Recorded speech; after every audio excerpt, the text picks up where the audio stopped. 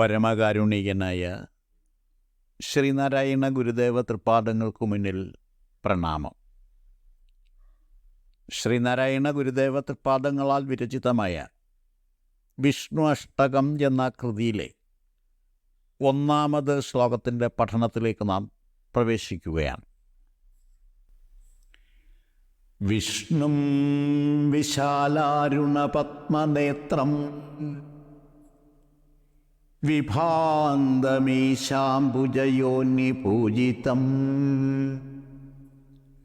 സനാതനം സന്മതിശോധിതം പരം പുമാം സമാദ്യം സതതം പ്രപദ്യേ. വിഷ്ണും വിശാലാരുണപത്മനേത്രം വിഭാന്തമീശാംബുജയോനിപൂജിതം സനാതനം സന്മതിശോധിതം പരം പുമാം സമാദ്യം സതതം പ്രപദ്യേ. ആദ്യമായി ഈ ശ്ലോകത്തിലെ പദാനുപദ അർത്ഥങ്ങൾ മനസ്സിലാക്കാം. വിശാലാരുണ പത്മനേത്രം, വിശാലവും അരുണ നിറത്തോടു കൂടിയതുമായ പത്മനേത്രത്തോടു കൂടി വിഭാന്തം ശോഭിക്കുന്നവൻ, ശോഭിക്കുന്നവനായ ആ തത്വപൊരുളെന്നാണ്. ഈശാംബുജ യോനി പൂജിതം, ഈശൻ ശിവനാണ്. അംബുജയോനി എന്ന് പറയുന്നത് അംബുജ സംഭവൻ അല്ലെ പത്മസംഭവനായ ബ്രഹ്മാവ്. അപ്പോൾ ഇവർ രണ്ടുപേരും പൂജിതം എന്ന് പറയാൻ ഇവരാൽ പൂജിക്കുക, അതായത് ശിവനാലും ബ്രഹ്മദേവനാലും പൂജിക്കപ്പെടുന്നവനാണ് വിഷ്ണു. സനാതനം, നിത്യനായുള്ളവൻ. സന്മതി ശോധിതം, സന്മതി എന്ന് പറയാൻ സഹൃദയന്മാർ അല്ലെങ്കിൽ സുബുദ്ധിമാന്മാർന്നാണ്, വിജ്ഞാനികൾ. അങ്ങനെയുള്ളവരാൽ ശോധനം ചെയ്യപ്പെടുന്നവൻ. പരമ്പൊരുളായി വിരാജിക്കുന്ന താത്വിക പുരുഷൻ. പുമാംസമാദ്യം, ആദിപുരുഷൻ. വിഷ്ണും, അങ്ങനെയുള്ള വിഷ്ണുവിനെ സതതം, എല്ലായ്പ്പോഴും, പ്രപദ്യേ എന്ന് പറഞ്ഞാൽ പ്രകർഷേണ പ്രാപിക്കുന്നതിന് വേണ്ടി ധ്യാനിക്കുന്നുവെന്നും ശരണം പ്രാപിക്കുന്നു എന്നും അർത്ഥം പറയാം. ശ്ലോകാർത്ഥം സംക്ഷേപിച്ചിങ്ങനെ പറയാം. അരുണ നിറത്തോടു കൂടിയവനും വിശാലമായ പത്മനേത്രങ്ങളോടു കൂടിയവനും ദേവേശനായ ശിവനാലും പത്മസംഭവനായ ബ്രഹ്മാവിനാലും പൂജിക്കപ്പെടുന്നവനും നിത്യനും സഹൃദയന്മാരാൽ നിത്യേന സംശോധന ചെയ്യപ്പെട്ടുകൊണ്ടിരിക്കുന്നവനും ആദിപുരുഷനുമായി ശോഭിക്കുന്ന വിഷ്ണുവിനെ ഞാൻ സദാ ശരണം പ്രാപിക്കുന്നു, അഥവാ വിഷ്ണുപദത്തിൽ എത്തിച്ചേരാനുള്ള ധ്യാനത്തിൽ ഞാൻ സദാ ഏർപ്പെട്ടുകൊണ്ടിരിക്കുന്നു. ഇനി നമുക്ക് ഈ ശ്ലോകത്തിലെ ഓരോ പ്രയോഗങ്ങളുടെയും അർത്ഥങ്ങൾ വ്യാഖ്യാനിച്ച് മനസ്സിലാക്കാം. വിശാലാരുണ പത്മനേത്രം, ചെന്താമരക്കണ്ണൻ എന്നാണ് ഈ വിശേഷണത്തിൻ്റെ വാഗർത്ഥം. താമരപ്പൂവിതൾ പോലെ വിടർന്നതും ചുവപ്പ് നിറമുള്ളതുമായ കണ്ണ് ദർശനവ്യാപ്തിയെയും ജ്ഞാനദീപ്തിയെയും അല്ലെ ജ്ഞാന തേജസ്സിനെയുമാണ് പ്രതീകവൽക്കരിക്കുന്നത്. ജ്ഞാന തേജോമയവും ജ്ഞാനസ്വരൂപാർത്ഥ സമ്പുഷ്ടവുമാകുന്നു വിഷ്ണു തത്വമെന്നാണ് വിശാലാരുണ പത്മനേത്രനായ വിഷ്ണു സ്വരൂപം പ്രതീകവൽക്കരിക്കുന്നത്. വിശ്വപരിപാലന ധർമ്മ നിർവഹണ മൂർത്തിയായ വിഷ്ണുവിൻ്റെ കണ്ണുകൾ സർവദാ സർവ്വതിലും ഒരുപോലെ ചെന്ന് പതിച്ചുകൊണ്ടിരിക്കും. വിശ്വാവലോകന തീഷ്ണതയിൽ ജ്വലിക്കുന്ന ആ കണ്ണുകൾ ജ്ഞാനദീപ്തമാകയാൽ ചുവപ്പ് നിറം ആരോപിച്ചിരിക്കുന്നു. വിഷ്ണുവിൻ്റെ അളന്നു തിട്ടപ്പെടുത്താനാവാത്ത വിധം അതിവിസ്തൃതവും വ്യാപ്തിയുമുള്ള ആ ഒരു സ്വത്വസ്വരൂപതയാണ് വിശാല പത്മനേത്രം ദ്യോതിപ്പിക്കുന്നത്, അല്ലെ പ്രതീകവൽക്കരിക്കുന്നത്. ഈശാംബുജ യോനി പൂജിതം. ഈശനാലും ശിവനാലും അംബുജസംഭവനായ ബ്രഹ്മാവിനാലും പൂജിക്കപ്പെടുന്നവനാകുന്നു വിഷ്ണു എന്നാണ് ഇതിൻ്റെ ഈ പറഞ്ഞിരിക്കുന്നതിൻ്റെ വാച്യാർത്ഥം.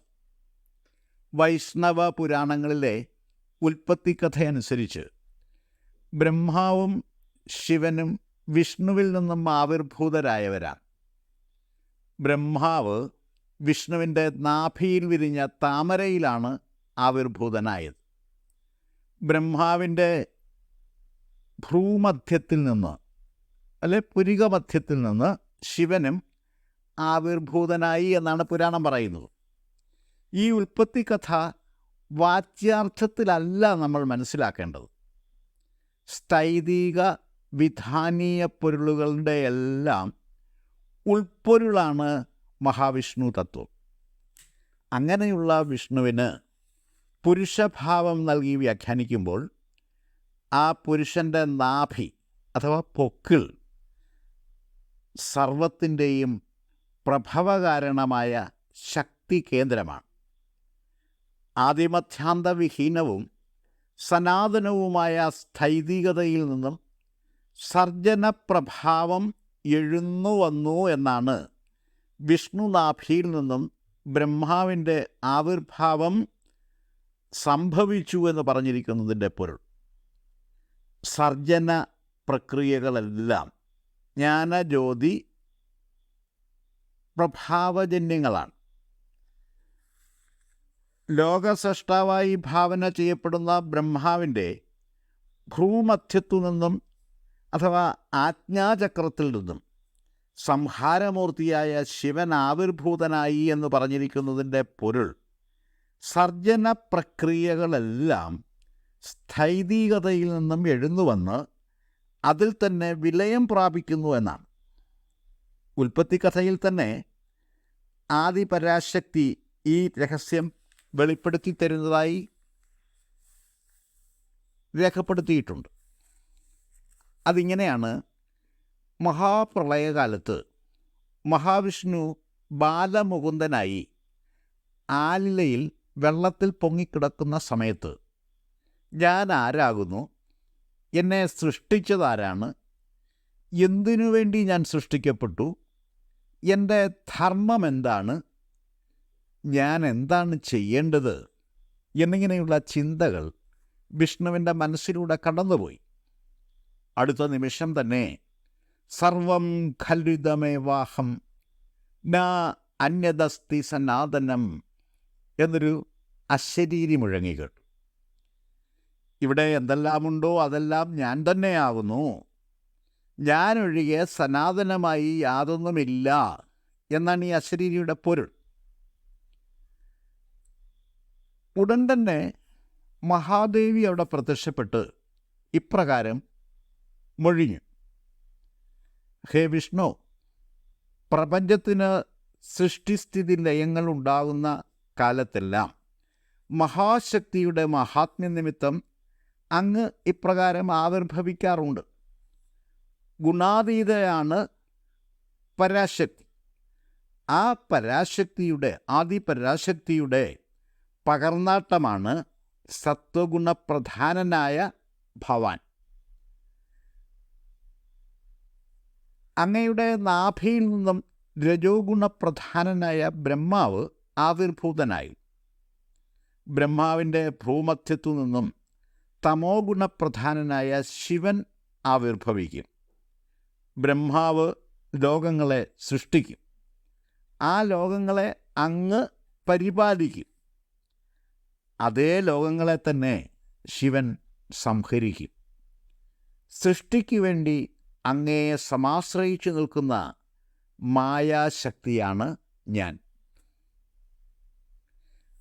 മഹാദേവിയുടെ ഈ വചനപ്പൊരുളാണ് ഈശാംബുജ യോനി പൂജിതം എന്ന് കാവ്യാത്മകമായി ഗുരു മൂല്യനവീകരണം ചെയ്തിവിടെ അവതരിപ്പിച്ചിരിക്കുന്നത്. ഇല്ലാത്ത ഒന്നിനെ സൃഷ്ടിക്കാനോ നിലവിലുള്ള ഏതെങ്കിലും ഒന്നിനെ പൂർണ്ണമായും ഇല്ലാതാക്കുവാനോ ആരാലും സാധ്യമല്ല എന്നാണ് ഭൗതിക ശാസ്ത്രവും ദാർശനിക ശാസ്ത്രവും ഒരുപോലെ ഉദ്ഘോഷിക്കുന്നത്. സ്ഥൈതീയതയിൽ പ്രതീതമാകുന്ന ആവിർഭാവ തിരോഭാവങ്ങളുടെ പ്രവാഹമാണ് സൃഷ്ടികളായും സംഹാരങ്ങളായും അനുഭവപ്പെടുന്നത് അല്ലെങ്കിൽ പ്രതീതമാകുന്നത്. ഏകവും അഖണ്ഡവുമായ പരമ്പൊരുൾ ആദിമധ്യാന്തരഹിതവും സനാതനവുമാകുന്നു എന്ന്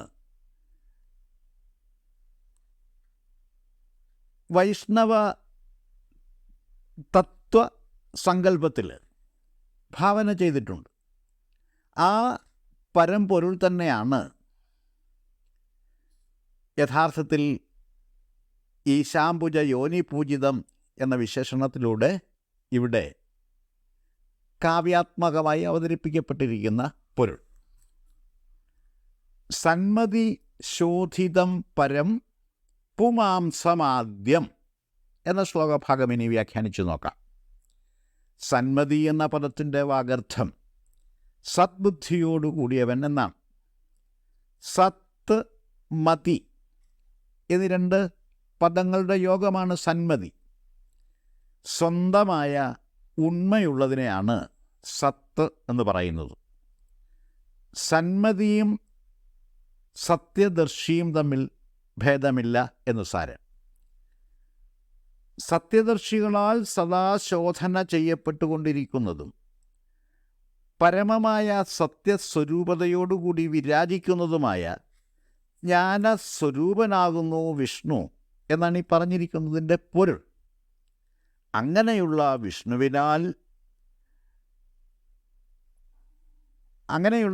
വിഷ്ണു ആദിപുരുഷൻ എന്നും വിശേഷിപ്പിക്കപ്പെട്ടിരിക്കുന്നു. സ്വയം പ്രകാശിതമായ ജ്ഞാനപ്പൊരുൾ എന്നാണ് പരം പുമാംസമാദ്യം എന്ന പ്രയോഗത്തിലൂടെ അർത്ഥമാക്കിയിരിക്കുന്നത്. ഇപ്രകാരമെല്ലാം വിരാജിക്കുന്ന വിഷ്ണുവിനെ ഞാൻ എല്ലായ്പ്പോഴും ശരണം പ്രാപിക്കുന്നു, അല്ലെങ്കിൽ അങ്ങനെയുള്ള വിഷ്ണുവിനെ സാക്ഷാത്കരിക്കുവാനായി ഞാൻ എപ്പോഴും ധ്യാനിച്ചു കൊണ്ടിരിക്കുന്നു എന്ന് പറഞ്ഞുകൊണ്ട് ശ്ലോകം ഉപസംഹരിച്ചിരിക്കുന്നു.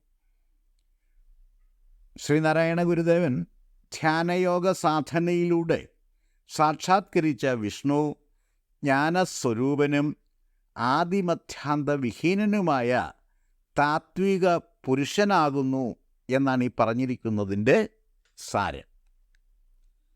ഇത്രയും കാര്യങ്ങളാണ് ഈ ശ്ലോകത്തെപ്പറ്റി വിശദീകരിക്കാനായിട്ടുള്ളത്. ഞാൻ എൻ്റെ വാക്കുകൾ ഉപസംഹരിക്കുന്നു. ഗുരുധർമ്മം ജയിക്കട്ടെ.